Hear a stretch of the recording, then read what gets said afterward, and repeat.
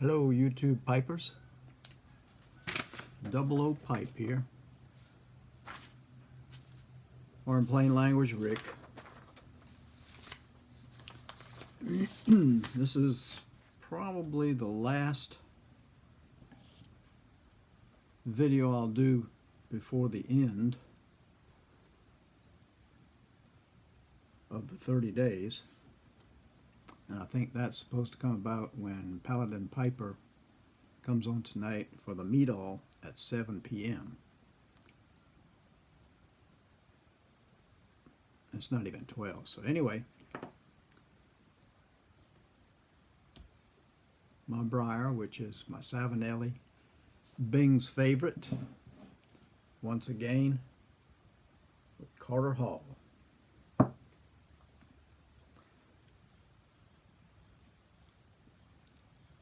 I bought a new lighter because I just like the way those looked.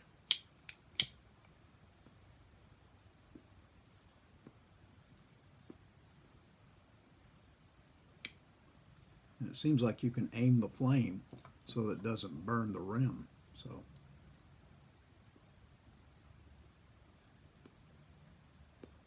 don't think it would work outside with the wind, but I kind of like it.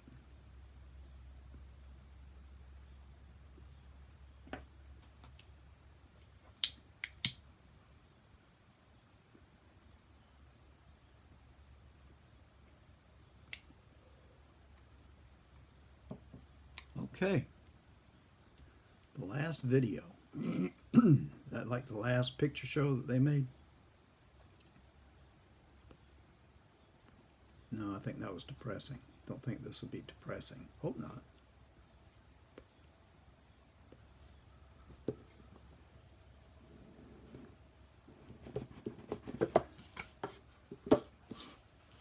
Tonight is a night that we can break out a new pipe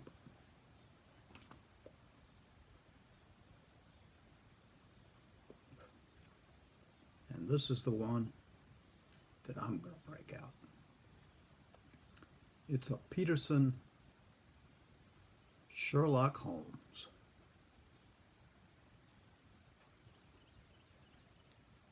Brand spanking new. Came in 2 weeks ago. I think I showed it to you then. And I've been looking forward to putting this in my face and taking it for a taste drive.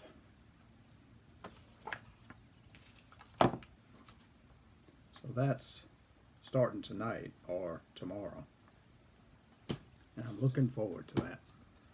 And I was thinking, goodness, what do I want to smoke? What do I want to smoke?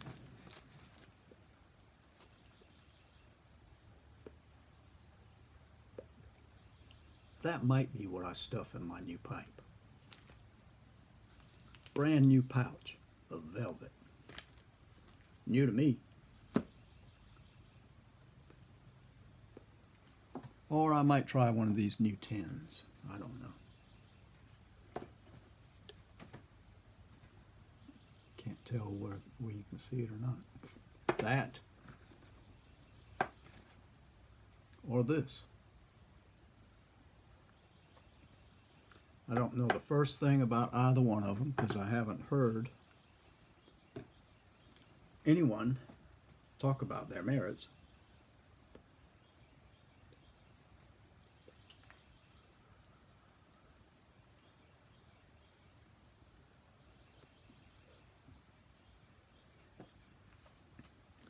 But eventually we'll try them all and we'll decide what we really like in the end. Carter Hall is still pretty good to me. I like it. It's a pleasant taste.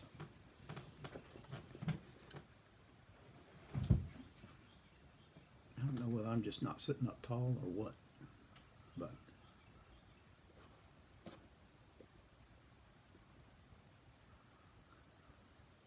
well, what do I say? I guess I say thank you to Paladin Piper for getting me off my butt and doing something, even if it's staring into a screen and talking to you.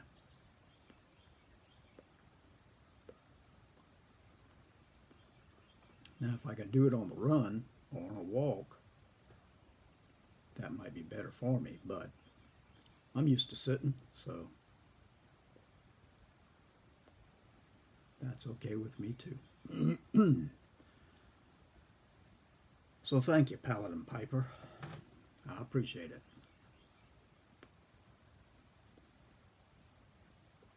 And thank you for all those who've tuned in and all those who have subbed me. I think I have 105 subscribers now. And I was surprised when I went over 10, to be honest with you. And I think this is like video number 28 from a guy who just wanted to do 4.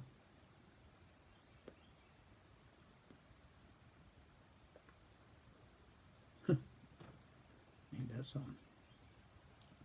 Outside right now, it's a drizzly day. I got the windows open and it's not raining hard enough to worry about the rain to come in.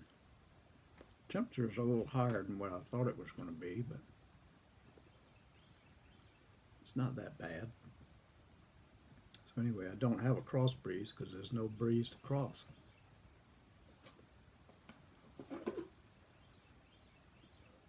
But I asked my son when he came over the other day, did he find that the air in this house was loaded with tobacco smoke or the smell of tobacco smoke? And he said no, so surprisingly, because the majority of these things that I've done in here.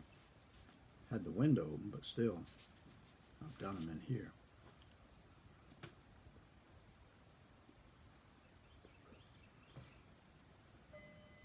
Excuse me.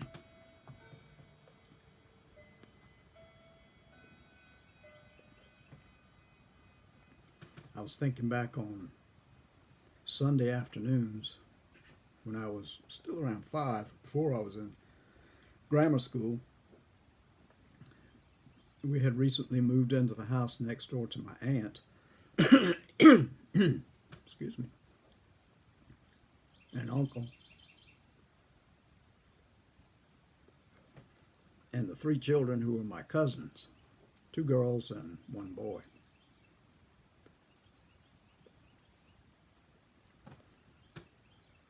And back in those days, well, I'm sure the house still has it, but it's gone now. Somebody else bought it. The back porch was just an old wood porch, no railings, big old oak tree right next to it, leaning over the house, steps, wooden steps leading up to the top and the kitchen door in the back. And in the afternoon, around 50, 51, yeah, it was around 51, 1951. During that summer, always hot during the summer. We didn't have air conditioning back then either, so it was hot, and we didn't feel it like we do now because it was something we were used to. It was hot. You lived your life. It was hot, but it wasn't something that you had to get away from like we do now.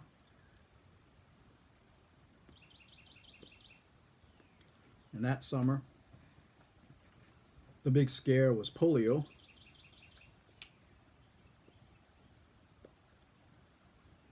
And I remember the grown-ups talking about, as we sat there on the steps, and they were sitting in chairs on top of the porch, or on the porch itself. They were talking about what caused polio, and at that particular time we weren't as bright, not bright, we weren't as informed as we are today, where we have so much information we can't even think about getting it all. But back then, polio was a fearful thing. There were kids in iron lungs in the hospitals, and we didn't even have television at that particular time to see the programs dedicated to those children who were in iron lungs in the hospitals.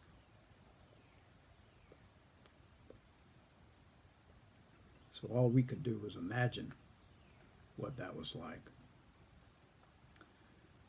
But there were things they said we can't do in the summer, like we can't get overheated and then go into a river or a lake and get cold so that we come out and we can catch a virus, and that virus might be polio. And so people stayed away from being overheated and then cooling down too quickly in a river or a pond or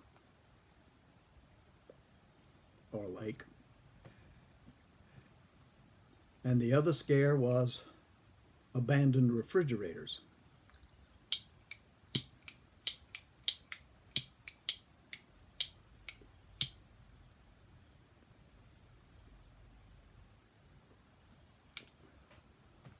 The reason refrigerators now have magnetic doors is because during that summer,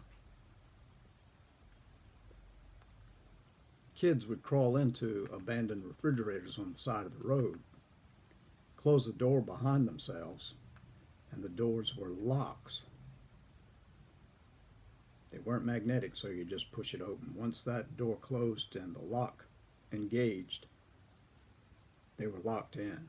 And a lot of children suffocated during that particular summer. And that was a big point of news, or something that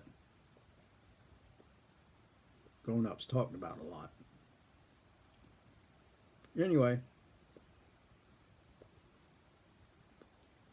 we would sit there on the steps and listen to them talk, and we had stacks of funny books. We call them funny books now, they call them comic books. But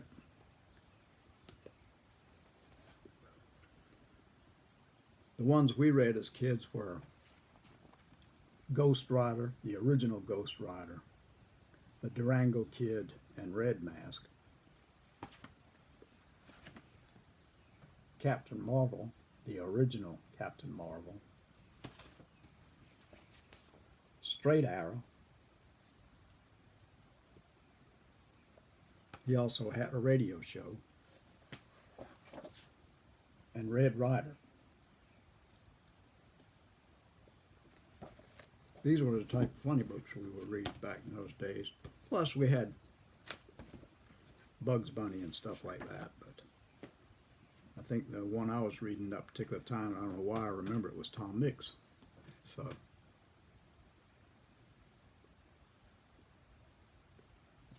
they were innocuous funny books, just something for kids' entertainment. Of course, I couldn't read, so it was just pictures for me at the time.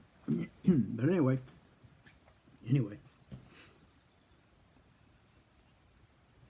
the parents were talking, all the grown-ups were talking.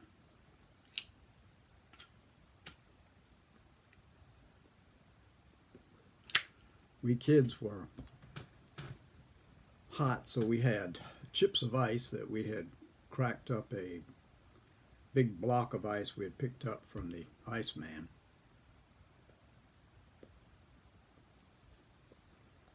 And they let us chip it up with an ice pick, which was just a long needle, very sharp at the end. And they let us kids pick at the ice so that it broke off into chips that we could hold in our hand. And also put those chips into an ice cream maker, and we would churn ice cream.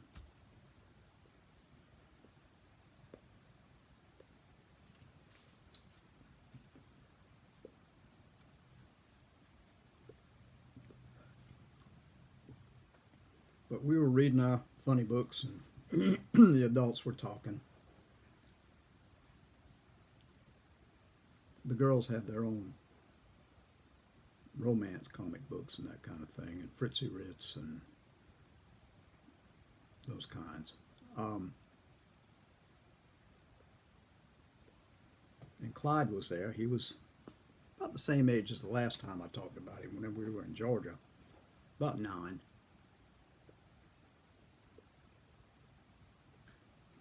And he found a pipe. I'm not sure what the pipe was for. It was about that big in diameter maybe, and had threading on either end, so something must have gone through it when it was attached to other piping. Don't know where he found it or what it was doing there.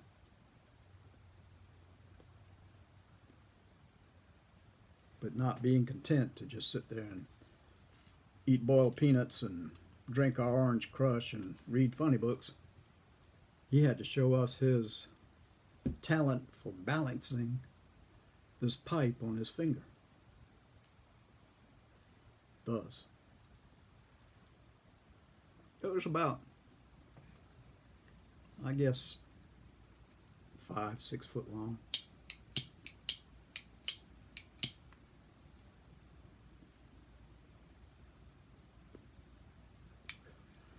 And he was standing up doing this with the pipe, balancing it. And one of the grown-ups said, "Clyde, you're going to hurt yourself or you're going to hurt somebody, so go off the porch with that thing and go do it somewhere else." We were saying, okay. And he jumped off the porch with this pipe on his finger, thinking he could balance it while he was in the air and landing. And when he landed, I think his finger went up and the pipe went up and came down on his lip right there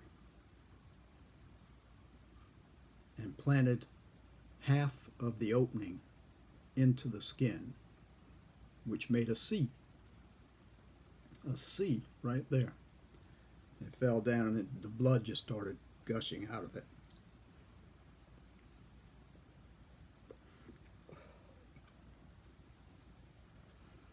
And the girls and the mothers ran over to him, and somebody went in and got a wet flannel.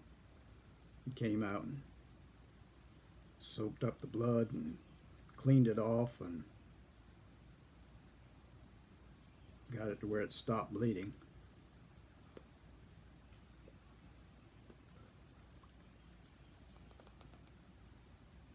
And then we all settled back down to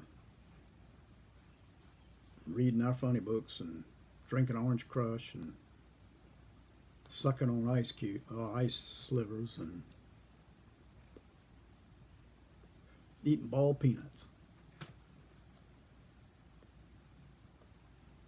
That was our, not entertainment, but excitement for the moment. And it made an impression on me, I think, because from that day forward, Clyde always had a scar right there on that lip. And it stood for Clyde because it was a big C.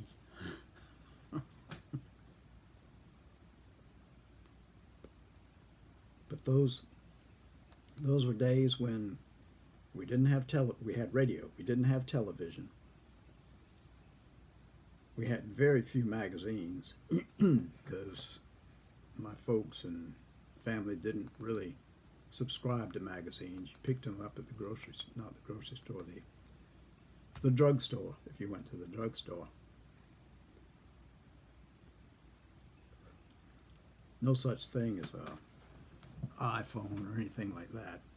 We made our own entertainment.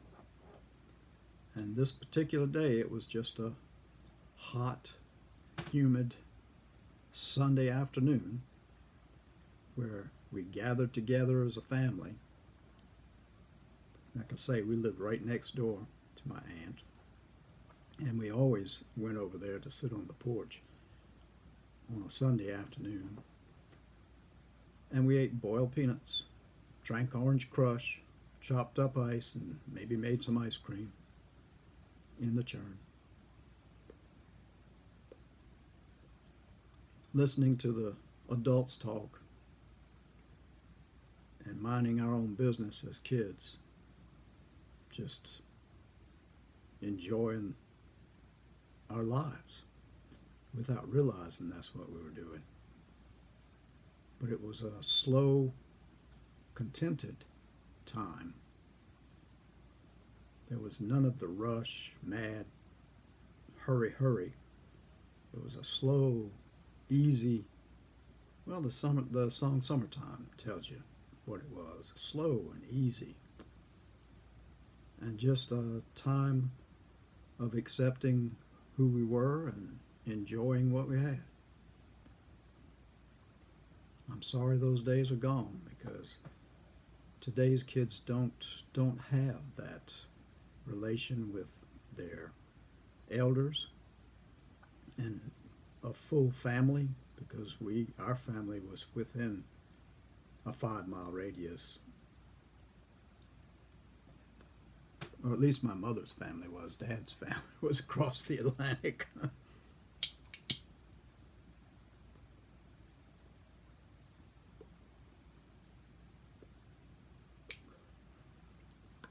But it was a slow, more enjoyable time to me, and I miss those days. Of course, we were children. We didn't have any responsibilities. The adults did, but they never put their responsibilities on us. They wanted us to live our lives as children and grow and socialize as children. We used to play up until the sun went down, and then we knew to get back home. But we rarely stayed inside, unless it rained. Then we were inside, and we'd play records on the record player, listen to the radio, or read funny books, or play games like Monopoly. We were together, and we mingled, and we got to know one another, and we knew each other's character, and it was a good time, because we had a deeper relationship with a larger family, and I miss that too. But anyway, I keep getting maudlin over these things.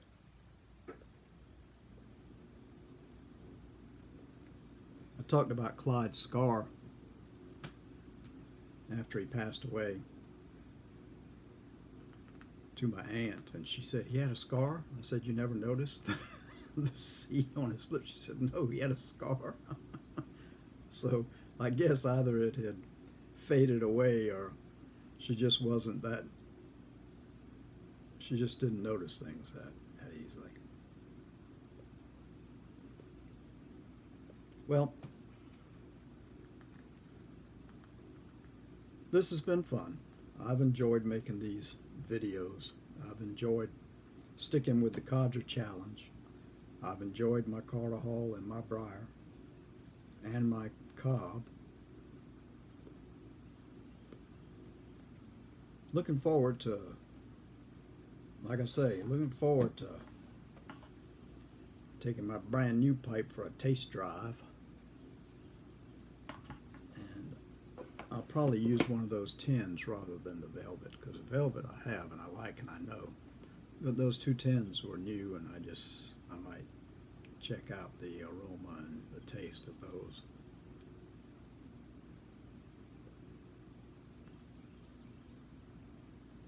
Well, I can't let go.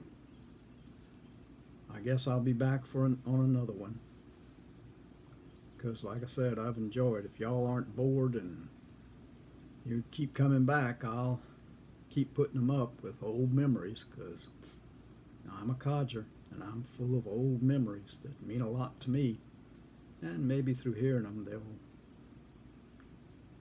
give you an interest in the days gone by.